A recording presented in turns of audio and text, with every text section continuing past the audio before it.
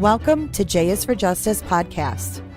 If live breaking news and following true crime is your thing, then please consider subscribing to my channel. And if you like what you see in my videos, please consider giving them a thumbs up.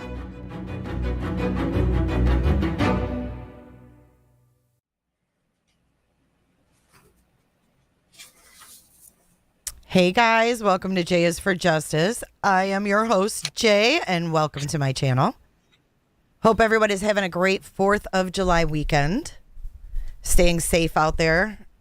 Don't blow off any fingertips or anything crazy. But tonight we have a very special guest. Not only do we have Potato, she's very special, but we have someone that is a little more special than Potato, if you can believe that. And we have Mr. William Steele with us, author William Steele. How you doing, William? I'm doing okay. Thank you for having me. Appreciate it. Yeah, welcome to the show. So William has a lot going on that he's going to share with us. He's going to give us a little brief rundown of his background, who he is, how he got to know Ghislaine, if I'm saying that right. I think it's Ghislaine. Ghislaine. I couldn't pronounce it either. I used to call her G. You called her G? Yeah. I was reading earlier, there was her brother came out during the trial and he was pissed that people were calling her Ghislaine and not Ghislaine. And he corrected it and it was in the paper. I was like, holy shit. I don't know if that was a mistake, Ian. That sounds like a bad movie in the making right there. Yeah. Yeah, it sure does. Welcome to all the moderators that are here tonight. Thank you in advance for sharing William's links during this live stream. But without further ado, let's turn it over to William and what you got. Well, you asked me to introduce myself. I'd say that I'm from Brooklyn, New York, originally. Middle-class family. I grew up always wanting to be a James Bond type figure, Mission Impossible and all that. Mm-hmm. And I learned, I went to school and I studied and I became a locksmith and alarm technician, safe and vault technician. And my mother was mentally ill. So I was raised with a mentally ill parent who I defended throughout my life. And she was bullied and all that. So I would always come to her defense. So it was like ingrained in me to be a defender of others or an advocate for others, for the mentally ill, for women, for crime victims, which is a lot of what we do now. Unfortunately, my life, I got into real estate for a while in New York as well. My life took a real bad turn when a friend died and I tried cocaine to self-medicate. And I got hooked on coke pretty bad. But all during those years, 80s and 90s, when, there was a lot of cocaine around. And I ended up going to prison in New York, Florida, Virginia, even in Las Vegas. But during these years, I was trafficking in kilos of cocaine and guns from South Florida to New York and other locations. And I was also doing super high-end burglaries. I was hitting places from South Florida out to California, Vegas, usually multi-million-dollar mansions, gated communities. And I was very good at what I did. I always worked alone. And I became a notorious jewel and art thief, aside from cocaine trafficker, drug trafficker. So you worked alone doing all of this? Right. I never took a partner because I didn't trust anybody. It's nobody to, tell on you, or nobody. You have to worry about anybody else. Yeah. Mm-hmm. Right. So I worked alone. I had a lot of offers from various organized crime figures in New York who knew what I did and my capabilities. And they would offer things for me to do, like, hey, this nightclub, there's a safe there. There's $2 million, cash in that safe. Well, I didn't want to take a job from anybody else and help them get in a safe where as soon as they get the loot, I get a bullet in the back of my head. Right. Yeah. I'm expendable. So I recognized that. So I made plenty of money on my own, and I did this all across the United States. And a lot of times, unfortunately, I would pose as a buyer for high-end houses, and I would pose as the fashion designer Donna Karen's brother.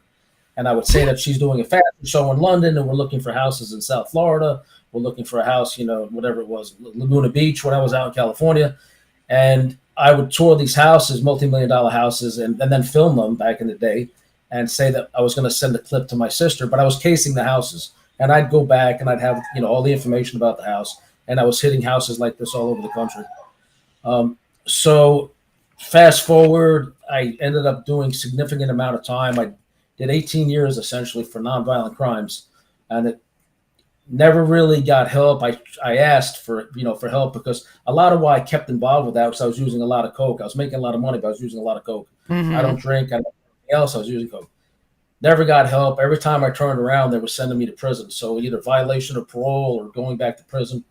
I finally I escaped from prison, made it onto America's Most Wanted website. I was on there, and I got a lot more time for that. I got 15 more years consecutive to what I was serving. Oh man! So I got so much time, and then my mother passed away when I was in prison. I had a fallout with family. So I turned my life around while I was in prison, not because of prison, because it's a horrible environment that offers you nothing, but I was able to get involved with fighting for college programs to come in, and I took some college courses, and I got involved with ministry in the chaplain's office, and started really changing my heart back to what I was in the beginning of my life, my teens, and my childhood, defending other people and really helping people. And I started helping guys in prison, understanding the law, understanding the programs. I became an advocate for prisoners while I was incarcerated. And I started writing books. It was going to be about my life. And then certain chapters were going to be about some of the infamous people I met along the way. And several more books coming out. But anyway, I decided then when one of them was really hitting the news a lot, I talked to my co-author, and he said, just write a book about that. And I got working with him, and then I was working with an A-list screenwriter in Los Angeles, Bettina Gilois. She passed away now from cancer. But we were working on this book about Robert Durst and how I knew him and how I came to know him. And that book came out while I was still in prison. And then the book about Ghislaine, I put out, I don't know, I think it was December. So that's the story about me. And now that I'm out, I've been out 14 months. I have, if you go to official William Steele YouTube channel, Instagram, somehow I picked up 11,000 followers, and I like getting nonstop interview requests. And just before I got released from prison, my PR rep, the main one, Tom Madden, he owns Transmedia of Florida, introduced me to my beautiful fiance, Dr. Mary Bass. I get out, we're engaged. She's also like a crime victim advocate and helping the wrongfully incarcerated. Congratulations on your engagement.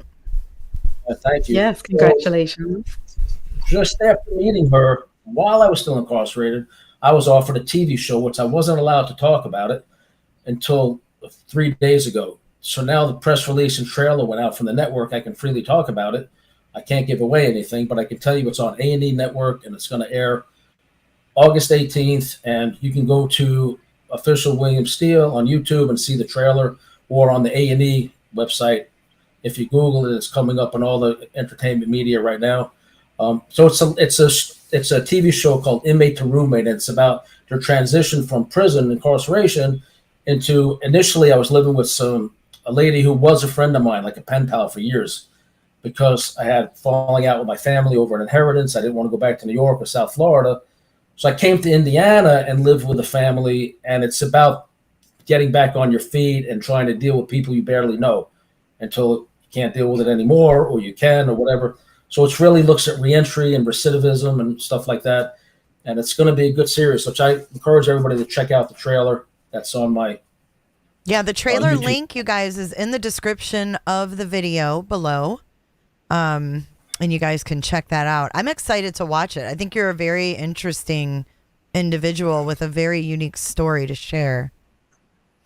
I appreciate it. It's not I think they say the days of darkness has caused me to see the light. I've had it with prison. We were locked down during the beginning of COVID for like a year. I gained a lot of weight, and I just felt like losing my mother and just all the misery that I experienced. It's a lot. You look back, right? It's a lot. So I just. So you just got out like 14 months ago? I've been out 14 months. I didn't realize that. I thought that it was longer ago that you got out. Nope. It was Good 14 for you. months ago. Well, you've been a mover and a shaker since you got out. Maybe a little longer than maybe 15 or something, but it's all been coming to me, and I look at it because my heart, I have a very strong faith in God, and I really think that my heart's in the right place and trying to go back to where I started, was doing the right thing. I got completely derailed because of a cocaine problem years ago. So I appreciate all the support and love that And I'm you can getting from, admit that, I mean, you are a testimony to you can change your life around. You can do better. So yeah, I picked up so many good friends and mentors. Gary Greenberg was one of the editors of the National Enquirer. He was co-author on my first book. Tom Madden was vice president, of NBC TV. He's like my best friend and mentor right now, and my PR guy on my books. The network assigned me a whole PR team. How'd you meet all these guys? My attorney is super famous. You may know this guy. You see that? Peter, I don't know who he is. Peter Tickton wrote this book. He wrote about Donald Trump. He went to military academy with Donald Trump. He's your lawyer? Yeah, he's my attorney. Oh, wow. And he's become a mentor and a real strong supporter and friend. And he's actually recently filed a racketeering lawsuit against Hillary Clinton. He's representing Donald Trump right now. Wow. Against a whole bunch of people. I try to myself stay out of politics, although I do lean one way. But Me too. Just the most incredible people have come into my life and have, helped, because I think trying to hide it and stay miserable about my past is like the worst way to approach this. It's not even telling some of the stories I'm writing about, because it does bring back a lot of, bad memories of addiction and, loss and family loss and, and things that have happened to me or things I've done. I'm a nonviolent offender, but I've stolen millions of dollars of things from other people. Yeah, I mean, that's a tough thing to admit to, the world, really, essentially. So, but I want to say sorry for the loss of your mom, because I lost my mom and my dad in the last 3 years, so I feel you. It's never easy, and so I'm really sorry to hear that. But I am happy that you have good things going on, Right. And, everything happens for a purpose. If they didn't play out the way they did, I would have never met Tom Madden. I never would have met my fiance, because she was trying to represent an incarcerated client, David Michael Reinhardt. You can go to his website, davidmichaelreinhardt.com. And he's a California prisoner that was set up to steal a $400 million inheritance from him by a probate fraud ring in Fresno, California. So we connected. He said, I have an incarcerated client who is a friend and he's an author. And Tom introduced us, and we fell in love. And, I didn't have to get out of prison looking for a girlfriend. Oh, my God. I'd look at it like this. Sorry to that. It made it easy on you.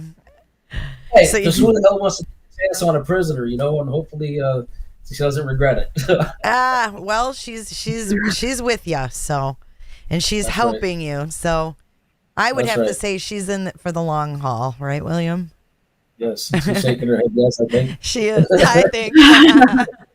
I'm sure she is. But I appreciate your honesty and your transparency when it comes to everything that we're going to talk about tonight. Because it is serious. It's very serious. And we all here, we follow true crime and we follow all these court cases. And we have all just been just stunned at the whole Ghislaine trial and everything that went on with Jeffrey. And I want to know, how did you meet Ghislaine and Jeffrey, and who did you meet first, and how did it all transpire? All right. Now, don't forget, the book is behind me. It took a lot to write it. Ghislaine, Sensational and Pure, on Amazon. If you want to know the story, buy the book. Well, no, because I'm revealing a little bit more in interviews as I feel comfortable. And as my attorneys tell me, it's safe. Yeah. Because a lot of people that are telling what I know have already turned up dead. And we can go over stories, another way, but there's other people that have been dead. So when you're talking about people like the Clintons and Prince Andrew and all that, you run a lot of risk. I don't want to talk about them. I just want to talk. So how I met them, and I detail, again, in the book, years ago when I was dealing with different fences around the country. A fence is somebody who's buying stolen property.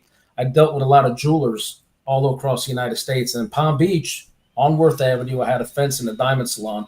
I'm not going to name him, but when I was upstairs in his diamond salon with stolen jewelry, I had a gun. I used to carry guns all the time, really for effect. Like if I was running coke or I had a lot of jewelry with me, open my briefcase, somebody sees a gun in there or on me, and a lot of times I had silencers to give the appearance that, don't mess with me, because I was a loner. I didn't do anything to anybody, so I didn't have a lot of backup. But I had the image of this guy I was portraying at the time. And so I'm in there, and I see at the other counter is who I now know to be Jeffrey Epstein, and he's got a young girl with him. She looks about 13, and she looked like a Taxi Driver era Jodie Foster. She could have been twins with Jodie Foster, perfect lookalike. And he's got his hands down the back of her shorts while my friend who owns the diamond salon, and this is not some run-of-the-mill small jewelry store. It's a major, they sell gigantic diamonds for very wealthy people in Palm Beach and, worldwide. So I'm waiting for him to wait on me and hopefully take this stolen stuff off my hands. And I see this, and that's how I ran into Jeffrey Epstein. I was livid immediately. I told my friend, I'll be right. When he left, I told my friend, I'll be right back. And I followed him to a restaurant up Worth Avenue. And I actually confronted him in a restaurant about what was going on. And I think one of my lights just went out here. I know, that was kind of creepy. Oh, we're talking about Jeffrey, too. I think Jeffrey or the Clintons or somebody pulled the plug. Oh, God. I don't mean to scare you, William, but we had another guest on here, and her lamp was doing that to us one night. Yeah. It's kind of strange. It's happened again. Yeah, it is a little strange. Yeah. But you're good. We can still see you. There's a lot I've actually learned since, Jeffrey's arrest that I didn't know at the time, that I sensed and saw, and I wasn't an idiot. Besides that incident, and it detailed it in the book. Again, I'm not going to go into the whole story here, but I confronted him, and I actually, when he got to be a smartass with me, and I detected his Brooklyn accent. Well, I'm from Brooklyn. And so we kind of hit it off at that level, and I let him see the gun under the table. And I said, what the F was going on? Now, I was with an illegal gun. I was wanted by the police. I had stolen jewelry with me. I wasn't really in a position to call the cops about what I saw at that moment, but he talked his way out of it. And then I went over to her. I said, you sit your ass here. And I went to the other table and spoke to her. I said, look, in the jewelry store, I saw, what he was doing. Oh, that's just my uncle. We play around like that. They had their story straight if somebody, I guess, confronted them. They were already prepared. When he realized I was following him, maybe, I don't know. But yes, they were already prepared. And I said, well, that's still inappropriate. How old are you? And she said she was 18, but there's no way she was 18. So she was lying for him. I was in no position to call the cops. And anyway, so he ended up giving me his number. I told him I was a jewelry dealer or whatever. And he eventually, over time, was buying some jewelry, I think just to keep me quiet. Because I said to him, there's video camera all in that place, and you're on camera, what you did. And my friend owns that place, which I shouldn't have said, because he could have went there and gave him, $50,000 to get the tapes for that day. But, I foolishly said that tapes are going to exist if you're doing this. And he got really paranoid that I was going to immediately call the cops or something. And so we stayed in touch, and I met with him over time. And was this before he had ever gotten in any trouble at all for the girls? Before, yeah. This is, I want to say late 90s, really. Oh, okay. Yeah, we're going back quite a few years. Okay, gotcha. Right. So then there was many instances of me dealing with him and seeing different activity. And as time progressed, I met Ghislaine at the Palm Beach house in El Brillo Way, I think is the street. And one thing led to another. It's in the book. I'm not going to go into too much detail here, what we did. And I, messed around with her as adults, consensual adults. Right. And threesomes with other adults that were assistants to her. Now, is that in the book? I detail some of that in the book, yes. Okay, you guys, that's it's in the book. It's not easy talking about it with my fiance listening. I know. She tells me, go ahead and tell the story but yeah, I don't think I didn't. I was like, oh, Mary's listening. I don't know if I want to ask, but is it in the book? Everybody likes the juicy details, Mary. She says she's the first to admit that. But so I'm a little self-conscious about it. I understand. It started off consensual for quite a while. I mean, I could say a lot of things about how guys are and all that, obviously, but who's going to turn down, that situation? Right. So especially from an extremely wealthy person in a mansion in Palm Beach. Right. It's the whole kit and caboodle you're getting. Right. And I was living that life anyway, kind of the fast life. And, they knew what I did. I was sort of dangerous person around them. But years later, I learned out they were, cooperating with intelligence agencies and all this other things came to light much later. But I already realized that they were way more dangerous than I was. And I wasn't fooling anybody to know that I needed to not really, get on their bad side, during those that period. So fast forward, that was back in late 90s. And then fast forward, I was wanted again in 2005, which is the last time I saw Ghislaine. I actually went to that house to see him to try to get some assistance, which I explained some of this in the book. And she was there, and we went through the same routine as before. And then it was consensual until it wasn't. I don't know if you got a chance to read the whole book yet. Not yet. That sounds. No. Well, there's a point where I'm restrained, and there's 2 women, and oh my God, threats involved, threatening to turn me in if I didn't help her try to find a way to dispose of Jeffrey at that time. What I learned later is he was already getting under investigation and about to be arrested. She wanted to get rid of him. Yes, she specifically said that Jeffrey's going to be the death of her, and I detail this in the book, the specifics. Wow. One of the things I really haven't started talking about until recently, and I've been through counseling over this several years ago, before all this blew up in the media, and so this is a record of me trying to report this. Anyway, I told her what she wanted to hear to get out of the house alive, and I left with some things that I felt were incriminating, because Jeffrey beforehand had already showed me some videos. He was pissed off still. I guess he held a grudge for years, and what I was doing at that house. And he had a security detail guy there and him to try to intimidate me and terrorize me on another occasion, and showed me some videos. So I actually saw some of these videos, and you could tell that people didn't know they were being filmed. And I saw some extremely prominent people on video. Now, I can name the names and be legally appropriate, say allegedly. But how do you say allegedly when I know what I saw and who I saw on these videos? Right.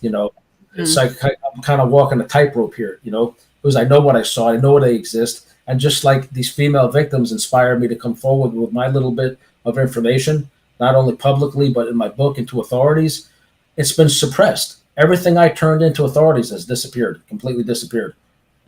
I don't know if it was relevant or not, but I'm pretty damn sure it was. And it's telling that the FBI Public Corruption Squad in New York City is the one investigating all this right now. Jeffrey and G, I used to call her G, they're not public officials. So why is the Public Corruption Squad involved? Can we say Clinton? Can we say Hillary? Can we see all these other prominent people that are on video? So has anybody stopped to consider that? Or that when I, having turned this information in and come forward to not only law enforcement but a counselor years ago, was ignored, completely ignored. And some of the female victims for decades, I think, was it Annie Farmer, was ignored since 97. She's been reporting these people. We're all ignored for all these years. And I know there's other male victims starting to come out now that were somehow know something or had problems with them or, were aware of what was going on. We're ignored all this time. I find it interesting that just before her sentencing, we submit victim impact statements for the case. And mine, they denied to accept mine. And I think Sarah Ransom, I just heard this recently, I think today or yesterday. They wouldn't let her put one in. I don't know if that's accurate. It was a report I saw. I said, great, because I have the proof from the federal court. I submitted it. They refused it. I submitted it again. I asked them why, because my understanding is the rules of court right up to the minute of sentencing.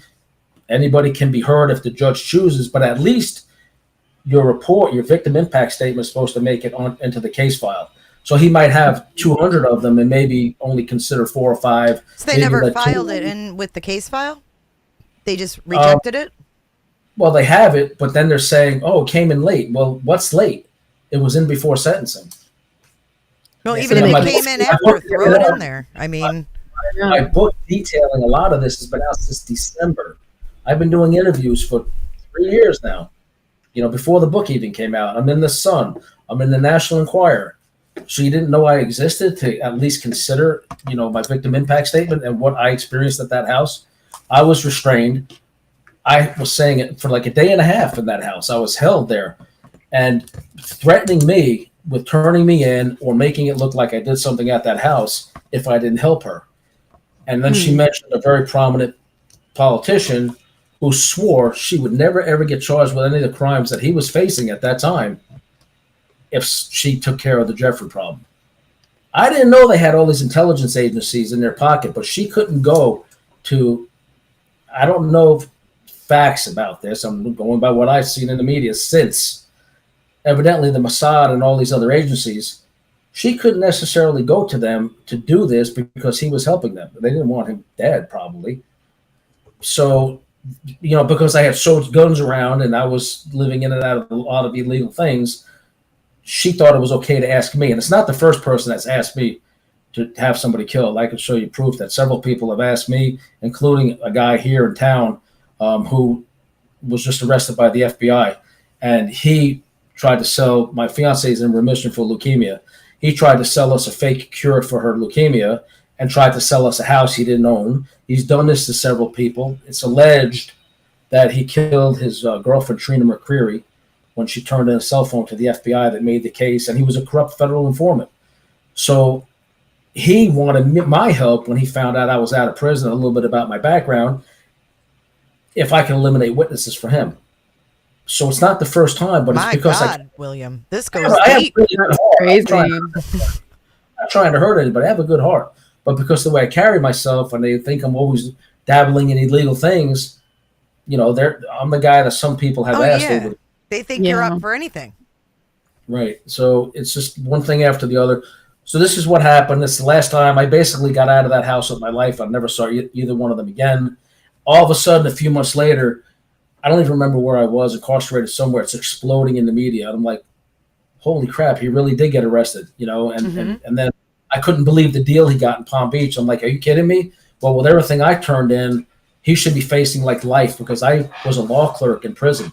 I was a law clerk in Florida and New York, and I've helped out a lot of guys in other states.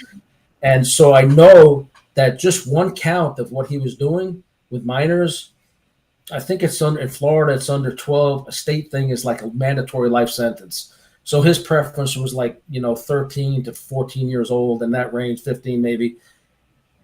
Multiple counts. And I think they dropped like 18 counts. Yeah, didn't he get like 18 months or something? Right. And the Stockade, which I've been in the Palm Beach County Jail. Yeah, it was like Stockade, nothing.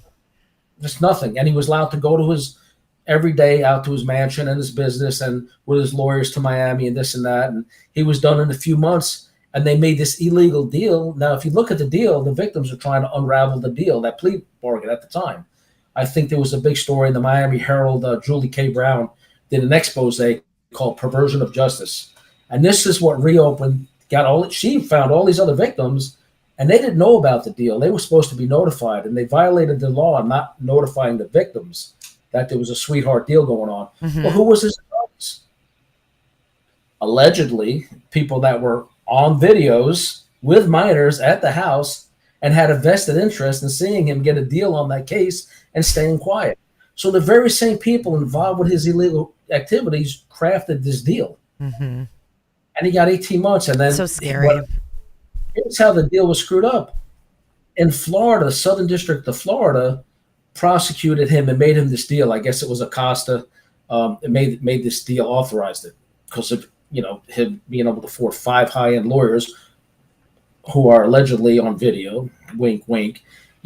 So it's a sweetheart deal. They're all politically connected. They get him this deal. But what they didn't realize is as for all their wisdom and all the millions and tens of millions he probably gave these attorneys or telling them, look, I'll release the videos if you don't help me, whatever that deal was with them, they were so ridiculous that they didn't stop to consider that deal didn't cover his crimes in another jurisdiction, which is, the Southern District of New York. So that's where they finally locked him up and they were going to get him. They said, no, you have to drop this because I had this deal in place, never to be prosecuted federally. Okay, but your deal was only good in the Southern District of Florida. And that's why they went after him. And when he saw what they had and that he couldn't bond out, They claim he killed himself. I don't know. She told me then that even if he goes to jail, there's ways to get to him in jail. So she was in tears. She was, like frantically. Do you think he's dead? I don't know. I said on one interview, I think he's alive, but I just don't know. I don't know. It's just speculation. I mean, you never know. You never know. He's probably hanging out with Elvis and Bruce Lee and whoever else they think. JFK and. Yeah. So. Interesting. So, D, do you have any questions? D. We're just going to I call her Potato. It just comes out. Yeah, this is fascinating, though, William. It is. It's really interesting. So you said that you escaped prison. So how did you manage to escape prison? And did this all happen whilst you had escaped? Well, I can say that I escaped from prison several times, but I would always go back, literally. But wow. So it was nothing fancy. I'll say that. I was on a low custody detail, went somewhere, disappeared, knew they were going to do a search perimeter, and stole the meter reader's bike, rode off, got far, tried to get a ride. A lady gave me a ride. I told her, that my wife was in premature labor with our twins, and I locked my keys in the car. Can you give me a ride to the hospital? So a wonderful lady who I regret and I've apologized to since gave me a ride out of the search perimeter area, thinking she was taking me to the hospital. Then I stayed at somebody's condo, and I was there one day, and they somehow got word I was there, and the SWAT team was at the door trying to get in the door, and I'm in there by myself. But I was a law clerk. I was a law clerk, and I knew the law. Without exigent circumstances, a warrant, or somebody saying concretely that I was in there, they couldn't breach the door, and the homeowner, the condo owner in Florida, was out at the time. So I just stayed quiet while the SWAT team surrounding the place is a helicopter, and I waited them out. About 30 minutes, they left. They went away? And, yeah. So they all leave. So I opened the door, and I put my hands, one in front of my face, because they could shoot escaped prisoner. I put my hands like this, and I walked down the staircase, and I said, "Hey, don't shoot. I give up. I'm yelling this in the outdoor staircase. I want to get the hell out of there." And I figured at least if they see my hands like this, if they shoot me, they're in a lot of trouble because there's going to be bullet holes. Right. You had your hands up. Coming down the staircase like this, don't shoot. I give up. I couldn't believe it. They all left. Oh, my God. And I got away. But I went for a walk about 30 minutes before that. And because the guy got suspicious of me that I was staying with, he said, "You seem like the kind of person might want to read the newspaper this morning." I said, "Well, maybe just to look for some houses or, business section." But he said, "Well, at the front of the complex, there's a machine. You might want to read the newspaper this morning," because I was all over the news for the thing. Oh, my God. So he was putting two and two together, but he wasn't quite sure, if it was me. Right. Well, when he went to work, I took off and went to the thing. I put a little hat on, and as soon as I got outside the building, as far up in the sky as you can see was a helicopter hovering over this complex. This is in South Florida. And you're from South Florida. You know how it is. If there's something goes on down there, there's a million cops. They surround the area. They bring a helicopter. It's a complete police state. Yep. Anyway, so up here, it's just the opposite. I'm not even going to get into it in a public forum, but this is like an open carry state. Everybody's armed to the teeth with guns. And where are you now? I'm in the Midwest, in Elkhart, Indiana, and Chicago areas, and I'm still filming some of the music. I'm from Michigan originally, so. Okay, so Elkhart is the RV capital of the world. They build all RVs in Elkhart, and Elkhart, Indiana. Yep. For me, there's not much here other than I just happened to land here coming out, and then was involved with the show and some other stuff. Hey, it's a nice, quiet little place, William. It sounds like it's a perfect place for you to be. Stay out of South Florida, William. Stay away. Yeah, my fiance says she has to take a family vote on any future friends I make. Right. I don't blame her.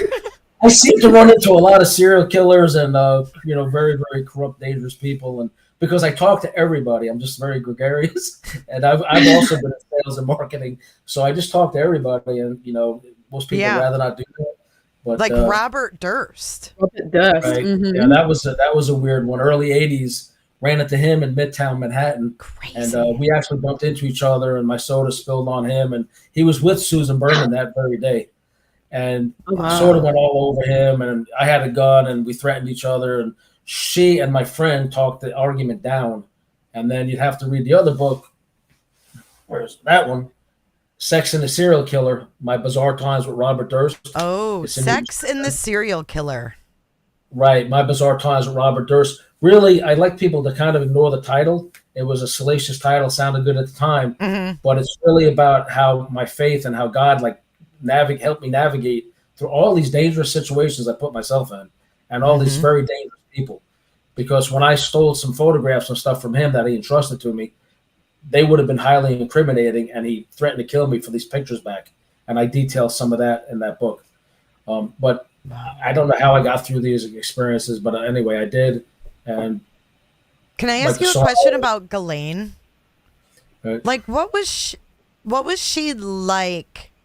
You know, okay, so this is what I'm wondering. When you would be around her and like whatever these girls that she was grooming or whatever she was doing, what was she like to them? Like, was she nice to them? Was she like catering to them? Was she like motherly to them, or was she a bitch? Like, how did she treat them?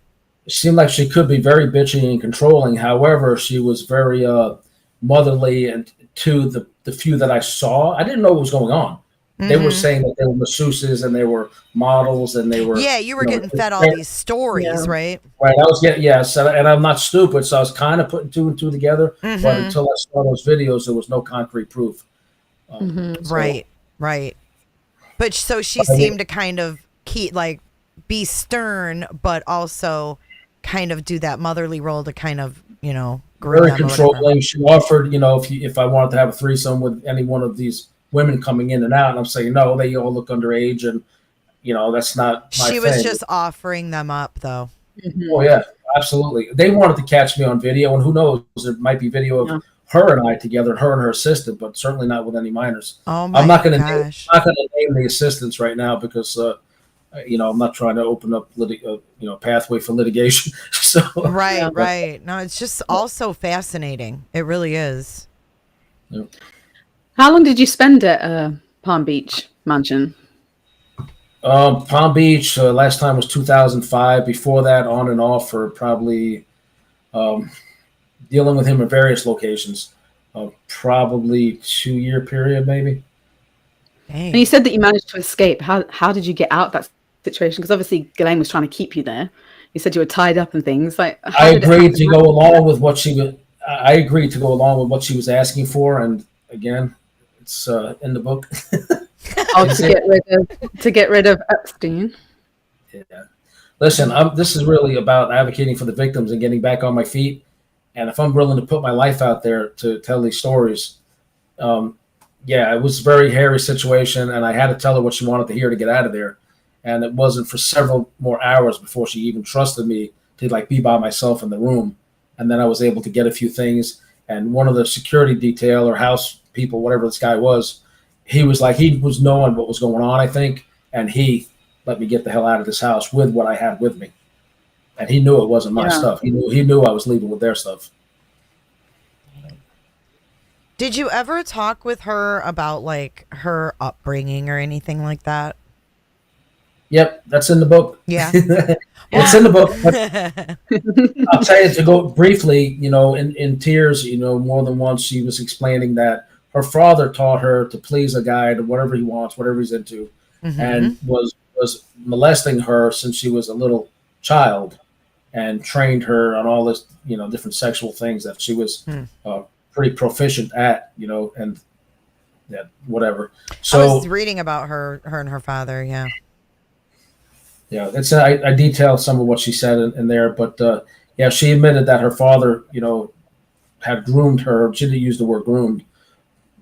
Had done things with her that taught her and instilled upon her the need to please whatever guy she's with and do whatever he wants. I thought it was interesting, William, that it kind of like her relationship with Jeffrey was similar to her relationship with her dad.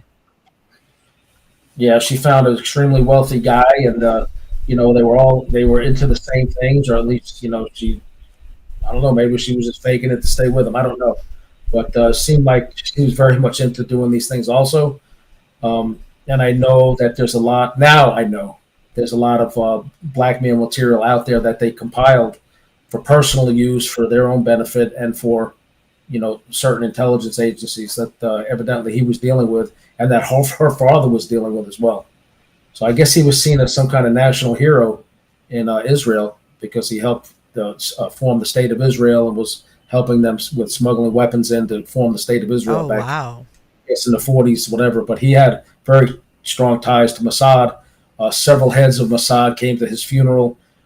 She would mention that, very briefly to me, but in detail. And anything I learned about that in more detail came much later, since I said, well, who the hell was her father really? And why would she say this about him? And then I was like, holy crap, I could have been really killed, messing around with these people the way I was. And for real. For me, for me being, a guy from New York, I think that I could get in and out of any situation.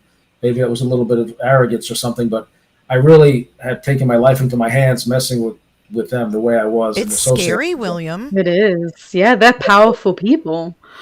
Looking back at it, and there's other people that want to interview me now. Certain things I haven't said to anybody yet, and I don't know that I will, publicly until law enforcement's done with all this and I can assist them. But there's other things going on right now. My understanding is several other prominent people are about to be arrested, and there's different rules in federal system. One's a Rule 19, one's a 5K1. One of them allows for cooperation before sentencing. The other one allows for it after sentencing.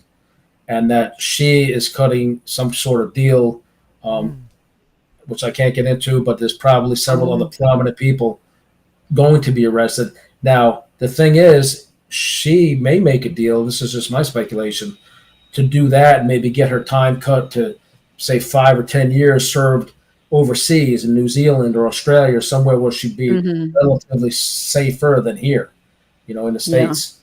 I don't know. I don't know that they want her back in England, but they could probably make a deal with another country. I don't know. Potato, do you guys want her back in England? No, thank you. No, go somewhere else. She's like, you guys can keep her. Dee, have you read the book yet, Dee? I haven't. No, I read the preview of it, but I haven't read the whole thing yet. Google my name. But I'm definitely going to. Google I have. Prince Andrew. And so you'll see in the Sun. Yep. So I explained that Andrew is in some of these videos with more than one minor. And not only that, Jeffrey told me that Andrew is his Super Bowl trophy, was his exact words he used to describe Andrew. He owned Prince Andrew. He owned him. And whoever's got those things to this day owns Prince Andrew. And his whole involvement just gets squashed. They don't want anyone talking about that. So silence on that situation. Well, to hear other groups that dig into this say that's because, the global elite, the wealthiest people on the planet are involved or, messing around with children for not only sexual gratification, but also some people allege, and I don't, it could be like some kind of children's sacrifice and, really horrible things going on beyond that with even younger ones. So a lot of these people can be charged too under what they call the Mann Act. That's bringing any woman across state lines for immoral purposes in this country. So you're bringing a minor to his property in Zorro Ranch or wherever that was. He had a ranch. He had property in the Virgin Islands, St. John's Island or something like that. Anybody was involved with moving these kids around. Who's on those flights? All these celebrities, Alan Dershowitz, Bill Clinton, Hillary Clinton. Anybody that helped move these kids around or is on these films that they have them. I can't believe how deep this whole thing goes. It's so shocking. Yeah. I think if they charge Hillary or Bill right now, I think Biden is so out of his mind right now, he'll probably just write a pardon for everybody, be done with it, because I can't say him staying in office much longer than the condition he's in, where it's hard for him to form a full sentence. I think he's slipping into, senility. But it's just, you have to look at the big. Seems like there's something wrong with him. Yeah, for sure. Yeah, it's scary. It's scary because, nobody can afford anything in this country anymore. And it is scary. When he showed weakness to Putin, he invaded, there's children being blown up because of the weakness that we showed when this was the build up to the invasion. And now look at the gas prices. Look, imagine your kids getting blown into little pieces. William, it's such a weird time in our world right now. It really It's is. dangerous. It's truly, everything's dangerous time. But just how much worse does it get when, this Putin thinks it's okay to invade another country and nobody stepped up to stop this guy before it started. They had the intelligence that he was going to do it. They knew it was about to happen.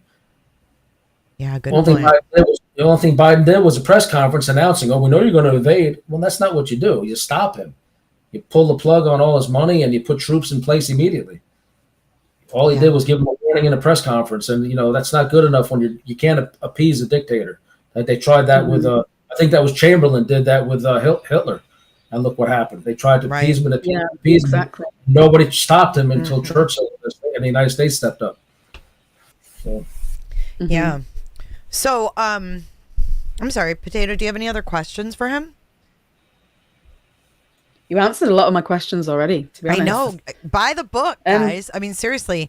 There's a lot of information, yeah. Hey, I had no idea that every question that we would have, you addressed in the book. So you did cover a lot of ground in your book. Right. And there is a lot more. And there's also additional stuff that I can't talk about right just yet. But I would like to say what I've been doing since I came out of prison, besides writing. Tell us what you've been up to. So in all my books in the beginning, I have a quote: "All that's needed for the triumph of evil is for good men to do nothing," by Edmund Burke. And so I used to be that good man, and I became this really bad guy, stealing and trafficking in drugs and guns.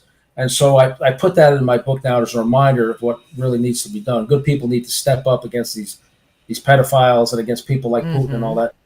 And so, I would ask people to learn more about what I'm doing and support me. If you check out the TV show on A&E Network, I can't say much about the episodes, but it's really interesting what's going on. And then, but also you can go to official William Steele on Instagram and YouTube, and please subscribe to my channel. It's very important. I'm trying to build subscribers up. I'm only out 14 months. And once you hit a certain mark, you can do other things with your channels. So I'm working towards that. And I know once my show airs on A&E, it's just going to explode. You're going to blow up, William. Yeah, it's definitely going to. That happened with my Sean Atwood interview. All of a sudden, I picked up like 150 subscribers. I'm selling books like crazy. Yeah, so it's really A&E. It's really meaningful. You're gonna get up there. Yeah, it's really meaningful. So don't forget about us little guys, William. I can come back, and I just want to say that we're working on cold case homicides, and so we're trying to help people that are wrongfully incarcerated, like Dr. Leslie Marlin Scholl, Dave Reinhardt, and then the cold case homicides. You have Blake Van Delson in Indiana, you have Brianna Nugent-Nix, and the Fresno case in California, homicide of Larry Revis. He was evidently murdered to cover up for the crimes his stockbroker was committing against him. And another case in Elkhart, Trina McCreary, again, her boyfriend, was this FBI informant that was posing as a biker and all this, and then ripping people off. And when they threatened to go to authorities, he would get them locked up or kill them allegedly. So we're working on that, and I'm working on that with my fiance, Dr. Mary Bass, and soon to have my last name, so that's pretty cool. I would love to host you and Dr. Mary sometime if you would be willing to come back together. Mary? Of course. She said, Yay! of course. Yeah. We like Mary. She'll get more followers than me. She's beautiful. I know. We like you too, William, Yeah. but we think Mary's pretty cool as well. Definitely. I've watched your interviews together, and they're really interesting. So yeah, that would be great if you could come back. Oh gosh, she's so personable. She is really. I don't mind being in front of the camera now because I realize what I'm saying and what I'm revealing is dangerous, and the only way to stay safe is to stay constantly in the media about it. And for her, she's a data scientist and a fraud examiner and a forensic accountant. She's a civilian fraud examiner. And so she's really behind the scenes. I'll give you an example. She's right now compiling, I don't know how much I want to say on here, but all kind of money laundering evidence surrounding Ghislaine Maxwell, Terramar. She's an expert in nonprofits. She's light years above being intelligent. She got into UC Berkeley at 15 years old. That gives you an idea. Dang, Mary. She's a genius. Wow. The street. Brooklyn, She said, "You had a good family." But so she's a brainiac, and I love her. She's also she's my right hand. So That's awesome. Appreciate the invite. I'll be more than happy to come back, and I have numerous other interviews lined up. And this one, as you know, our friend Andy Tiller from the National Enquirer put together. I've been in the Enquirer several times. They've always treated me good. Yep. And much love to Andy. Thanks for hooking us up. Thank you, Andy. Shout out to Tom and Peter Tickton and my whole support team. I'm just so grateful. A lot of these guys came into my life while I was in prison. When they saw, my backstory, and I was very persistent. My co-author, Gary Greenberg, happened to be jury foreman. I went and testified for the defense. I knew this young kid was getting framed in Palm Beach. And I testified for the defense, and I explained how his co-defendant was framing him and was able to prove it. And Gary happened to be the jury foreman while he was working for the National Enquirer.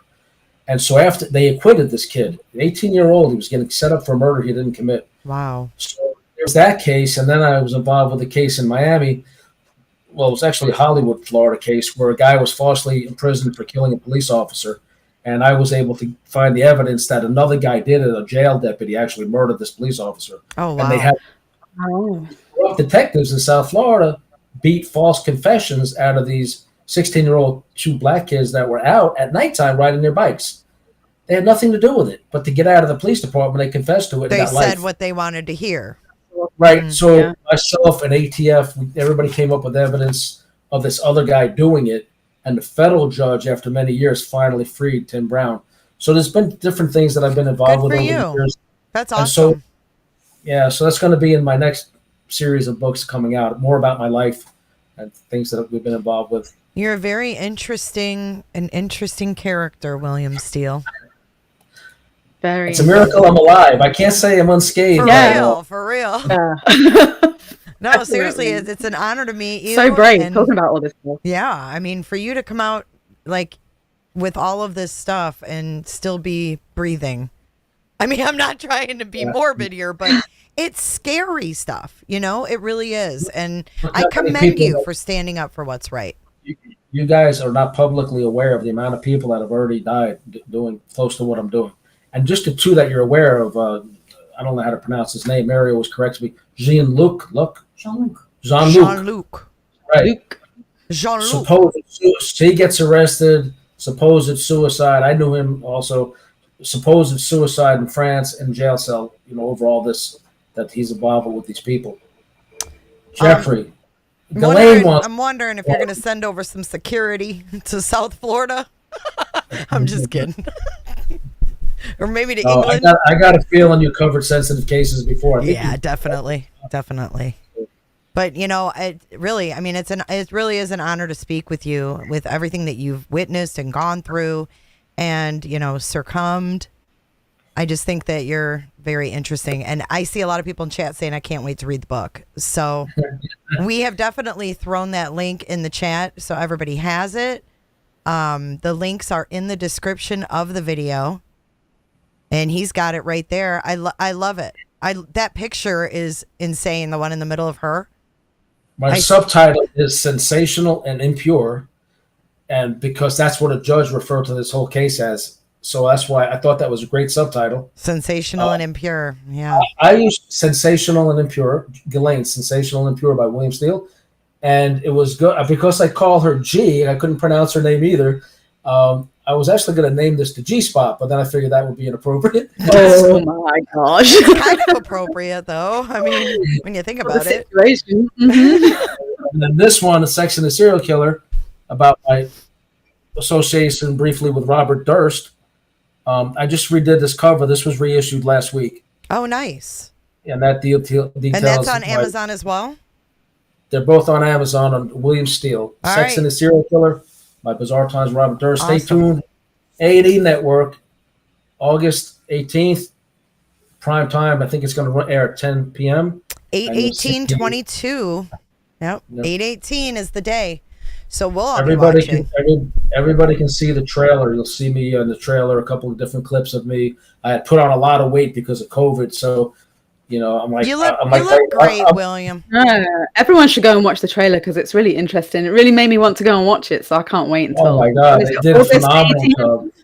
The trailer's phenomenal. I contacted the producer and I said, man, that's way better than I expected. But what do you expect from A&E? They're the best. A&E's awesome. I mean, that's what I was just going to say. I mean, you don't really get much better than that. So that's good. Congratulations on that show. We will be watching. And I look forward to having you back, you and Miss Mary.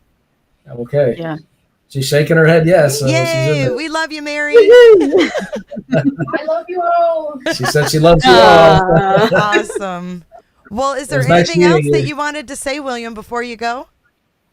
I can give props to a show I'm going to be on tomorrow. Yeah, sure. Yeah, go ahead. I'm going to be on a program called Aquarius South Africa Rising on YouTube. She's in South Africa, and she covers a lot of these same topics, and she's really big at going after these trafficking rings. And she wants to have me on tomorrow. I think she's going to do a series of shows. I should be scheduled for another Sean Atwood program here in the next few weeks. Very and cool. Numerous others. I can't even remember most of them right now. Yeah, we're going to have to check out that live. Is it tomorrow, you said? Tomorrow at 10 a.m. 10 Eastern a.m. time. Eastern. US. Coffee? I think it's 6 hours ahead in South Africa. So on her time, it'll be, I don't know. Aquarius, South Africa Rising. Are you in London, Dee? I'm not in London, no. I'm in the middle of the country. Okay, because everybody else that I know. Also, Hidden Existence is another really good one. She gave me a good start when I first got out and this book first came out. That's Daniela from Hidden Existence. I like to give her and Kerry from Lady Justice. So you guys can subscribe to Lady Justice. That's Kerry. She fights for victims, victim advocacy. Love that. Child abuse and all that. And then Kerry does a Bigfoot Odyssey show, but she also has, I think, 40,000 subscribers there. Daniela on Bigfoot Odyssey. But then she has another channel with topics that are like this. They run the gamut. And she had me on there. And she's actually the one that started trying to school me on how to do this and start doing other interviews before I was even allowed to talk about my TV show. Oh, nice. So now that the network released it, I can freely talk about it.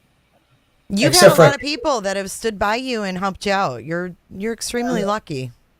Yeah, I look at it as completely blessed. I don't deserve it, and I'm just so grateful. So I'm going to check out those channels, though. I'm always looking for other true crime channels or, channels that cover missing people and things like that aren't doing a bunch of drama, because YouTube has a lot of drama channels, and I don't like to get into that drama when I'm trying to focus on a case. So thank you for throwing out those names. You know what's crazy is that I got to know some of these family members, like Paula Turkovic's mom, Kathleen, and she was murdered and was forced to write something, and it was to a book, but it was a book the mother knew that the message she was sending is that I'm being murdered, I'm being forced to write this. And then the other one, Blake Van Delson in Indiana, he was found, they ruled it a suicide, even though he was found 10 miles from the house in the snow with both hands in his pocket. And they ruled it a suicide with a bullet to the head. So we got to know some of these family members since I got out of prison. Now, when I was in prison, I'm associating with guys who were bragging about what they like to do with kids and minors and who they killed and serial killers. And now I'm getting to know the victims of the other side. And the amount of gratitude I'm getting is way better than me looking over my shoulder because I just hit a mansion in Palm Beach and I have a bunch of jewelry that I can't tell anybody about. Yeah. Over your shoulder all the time for the cops, the FBI, whoever's looking for you. Dude, that's got to be stressful. It's way more rewarding this life that I'm doing now, and I'm just so grateful for all the support that I have. Well, good for you. We are really happy to have you here, and I'm really happy to share out your stuff. So I appreciate it. Was a pleasure. Thank you, ladies. Thank you, ladies. All right. See you. Bye. We'll see you, and much love to Miss Mary. Bye, Mary. You take care, Mary. All right. Good night, William. Good night, everybody. Thank you for joining. Good night. Thank you. Now what? He's like, now what? Hey, wow, that was super interesting. Oh my God, it really was. It really was. I cannot wait to watch the A&E special. And you guys, all of the links for his book and his Instagram, his Facebook, his YouTube, his website, all of that is in the description. He was super cool. He was, and he answered so many questions I had before we even started. So I know. We could have asked him like questions for hours, but I guess the point is we need to read the book. So you guys grab the book, and gosh, we'll definitely do another sit down with him. That was really, really good. So thank you, Potato, for coming on. And I know we didn't really ask a whole lot of questions, but he kind of gave us everything without us having to ask. He was totally prepared. Yeah, he's experienced in doing these now. For sure. He's got it down pat. So thanks you guys for joining. And if you could give this video a like before you head on out, and enjoy the rest of your July 4th weekend and stay safe. I know it's not Independence Day there, Potato, but we'll include you in our 4th of July celebrations. Yeah, happy Independence Day, everybody. Well, thank you. Happy birthday, America. And we will see you on the flip side. Bye, Potatoes. And bye, everyone. Thanks for modding, and thanks to all the members. Good night. Oh, dance it out. I don't give a damn. I don't really care about you and your problems. I don't give a damn. You talk way too much. I have heard enough about you and your problems. I don't give a damn. I don't give a damn. I don't give a damn. I don't give a damn. I don't give a damn. You wanna be with me. You wanna feel something real, but I'm feeling differently. You're making plans to get to friends, but don't wanna face the fact